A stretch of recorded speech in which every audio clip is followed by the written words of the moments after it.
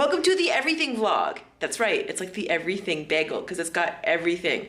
I mean, new gym gizmos, a World Fitness Expo, training, and other things and stuff. Act natural, it's B-roll.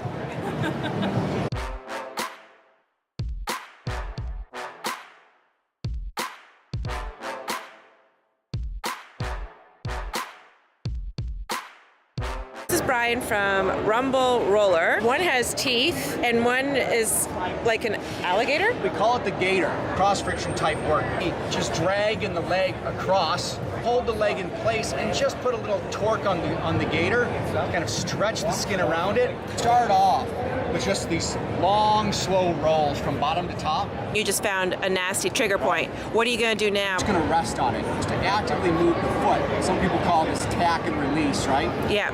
You can't cut them fast enough, can you? This is like hors d'oeuvres. And look, we have Halloween size. This is Neil, and he's tasting one of the BSM crisps, vanilla marshmallow. It's like an amazing Rice Krispie square. Did you know that marshmallows are ghost poo?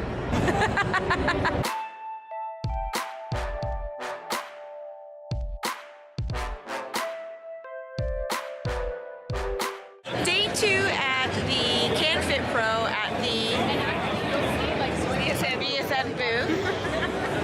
And I am here with Team SS member Liz. Hello. Liz has been on the team for 3 years now, so I'm pretty stoked to see her because, well, she actually lives in Mexico, but she just moved. We just moved to Minneapolis, so. And I could have seen you literally 2 weeks ago when I was in Minneapolis at the course. But we couldn't connect, but now I came. Now she's in Toronto, so I'm a lucky lady.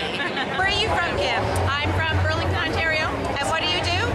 I'm a personal trainer and a group fitness instructor as well. Doesn't she look great? She looks amazing.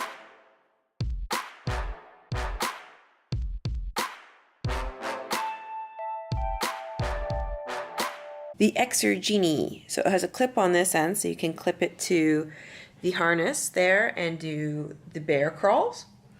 Or you could clip it to a gigantic rope. I'm waiting for mine to arrive in the mail. And then you can do rope pulls right in your living room. And you just turn this dial to increase the resistance. I think this is a pretty cool option for a small space. It's not feasible for me to have a sled in my living room. Plus you could travel with this or use it outside. This is no good. No good. Excuse me, excuse me. Oh my gosh! What'd you do?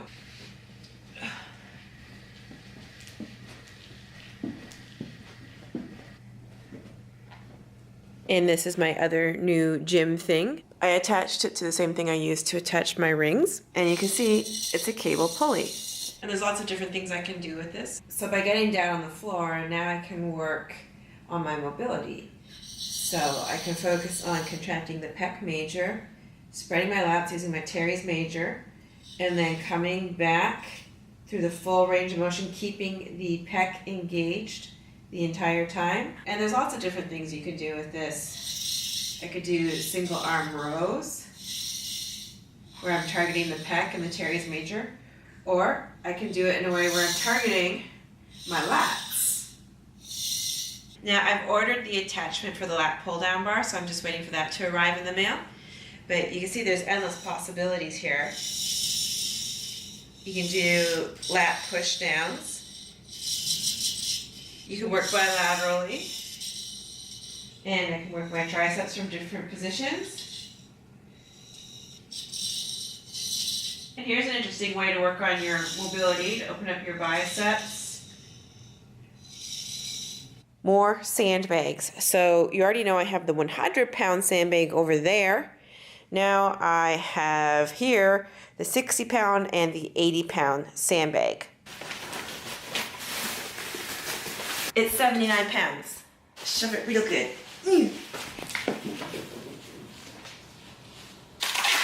Oh, now you guys are helping me. Where were you before? Et voila! I got myself the whole collection there. Here's Coco. Just put the corners where they belong. Can we get the cat off of that? You can get it under this. Oh, no, no, no, no, no, no. coat under there. Come on out. This is ridiculous. The kettlebell is below my belly button and I'm pushing down into it and I'm seeing how far I can lower my legs while maintaining maximum activation of my external obliques. Notice when I do wide grip supinated pull-ups that after a few reps I start shifting to the right side. And that's because there's some weakness and some pretty big muscles on the left side. And I'll be addressing that throughout this vlog. Bean is so cute! Starting with dumbbell rows and external torque. So I'm targeting the lats. I'm also strengthening the pec major. Now I'm strengthening the teres major. All three of these are muscles that are responsible for my shift. So you see I work bilaterally and I also work unilaterally, especially on the weak side, the left side. Cable flies are the best medicine for me right now. I'm doing these twice weekly. And I reassess to see, hey, how's this paying off? And, well, it's starting to work. My handstands are much more stable. I'm holding them for much longer periods. But if you look at the left arm, you can see I'm just not locking it out as well as the right side. So that's why it's hard for me to do handstands, handstand walks. But that'll come once the mobility improves in the left side. Notice I'm doing left-sided rope pulls to really target the teres major, the short head of the biceps. But I also do it bilaterally. It really puffs up the lats. And of course, single arm and bilateral sled drags, as well as the bear crawls. Those are hard. Really hard. Wait till you see the gizmo I set up in my living room so I can do this at home as well. Hinging. One of those things that everybody thinks they're good at, but they really aren't. This is the stiff leg, single leg deadlift opener. So I'm trying to improve the mobility in my hamstring. Hi, Bean. Okay, so this is the row wheel. I have it on damper 10 to increase the resistance because this is an EMOM 5 minutes external torque. Now, I don't have a rope yet to do rope pulls, so I compromise and use my rowing machine and split squats at least once a week, everybody. Then I did my conventional deadlifts, 225 pounds for 10 reps. Notice that I'm hinging. I am not using my low back. You do not see my low back arching at all. Hi, Bean. Okay, this is cool. 2 different ways to do tricep dips. So here you see me doing external torque where I'm using the lateral head of my triceps along with my glute medius, my lats, and my lumbar spine. I only do 5 reps. I'm much stronger this way. This is how women typically do it because their pecs are weaker. But then I immediately followed with dips to failure, targeting my internal torque chain. So I'm using my pecs, my teres majors, as well as my external obliques. Can you tell the difference between the 2 different ways? Go back and take a look again at the external torque version and then the internal torque version here. You have 2 torque chains in your body. So you can see when it comes to doing an exercise, it's not what you do, it's how you do it. All right, back again with some external oblique openers. I'm telling you, if you have strong external obliques, you'll be a beast. Here you see me doing external torque horizontal ring rows. It's an EMOM into 5 box jumps. And jumping like this is external torque. Internal torque chin-ups, and I'm no longer hiking up with the left trap. So all of the strengthening of the pecs, the teres major has paid off. And this is how I've been working on engaging the pec and the teres major with my new pulley thing. Now, ideally, I should be doing this in internal torque, but I'm not strong enough yet, so I compensate with external torque. At this time, I prefer sandbag squats over the barbell squats just because the barbell brings out the worst movement patterns in me. I'm not ready for it yet. Okay, Anderson squats, where we're working from parallel and above, but I don't have enough external torque mobility to actually work from parallel, so I'm slightly above parallel. Dimble deadlifts. These are partial range of motion, working internal torque, so my medial hamstrings are just on fire. So are my external obliques. Here we have Yates rows, named after Dorian Yates, and I'm pulling it to just below my belly button, supinated grip, and I'm working on push-ups because my pec on the left needs work. Shoulder openers. I'm really focused on engaging the pecs and the lats while I'm doing this, not shrugging up. Hi, Coco. Oh my gosh, this is so hard. So I'm engaging the external obliques like crazy on the way down. Wow. I wanted to die doing those. Sumo deadlifts from the block, similar concept to the Anderson squats. Wide grip supinated pull-ups. Watch this. Are you ready for this? Oh yeah, look who's more symmetrical. Yes. Here's a hard dose of reality. How much shoulder mobility do you really have? Make sure you don't arch your low back. Your butt and low back is pressed against the wall, and that'll show you your true mobility, and don't shrug up. These are hard. The one-arm SOTS press, brutal. Oh, these are hard too. The sandbag cleans, that's 80 pounds.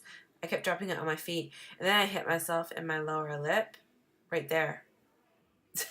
I was all red there for like 2 hours after. These are very taxing. I would do 5 of these immediately into jumping to the high bar because, well, I have a phobia of jumping up to bars. So that's something that I'm working on a lot, just practicing jumping up. I will overcome it. Fear is something you create in your mind. All right, more rope pulls, and you already know why. Oh, these are the best for fixing structural issues. Farmers carries. Grab some heavy kettlebells and go. Here we're working my external torque chain because, well, my external torque chain sucks. And now we're doing the internal torque version. Again, it's not what you do, it's how you do it. Sandbag squats to failure.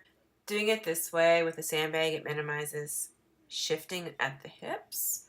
Barbells tend to bring out the worst movement patterns if you're not completely balanced. So that's why I'm such a fan of the sandbag. It's great for helping you overcome imbalances.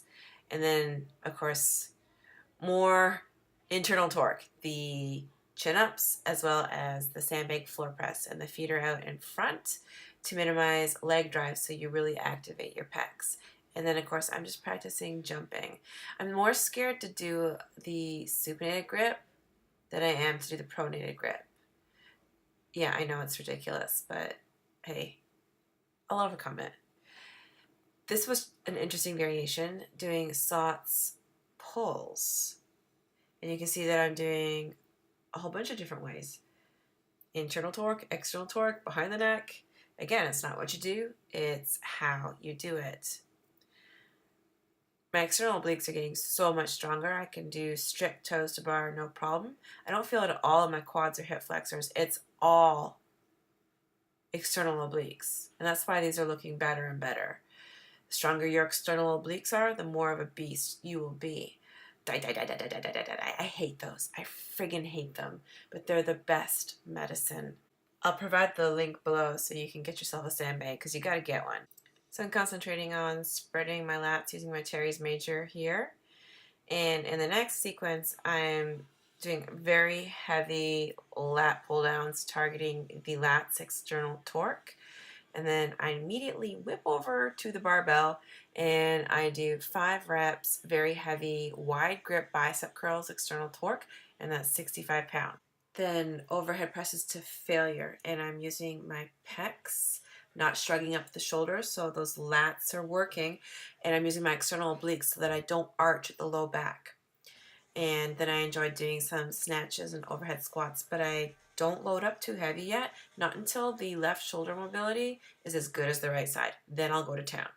And 400-meter sandbag carry on the treadmill. I thought that was clever. Fixing my imbalances is changing my life. I'm stronger, I'm more mobile, I'm pain-free, I'm more symmetrical. I'm excited that I can teach you everything that I'm learning. I'm not afraid to show you what's wrong with the way I move because I realize that it could help somebody else. So I'm stoked to be in the Strong Fit Mentorship Program, and I look forward to being able to share my journey with you and being able to help you. So thanks for subscribing.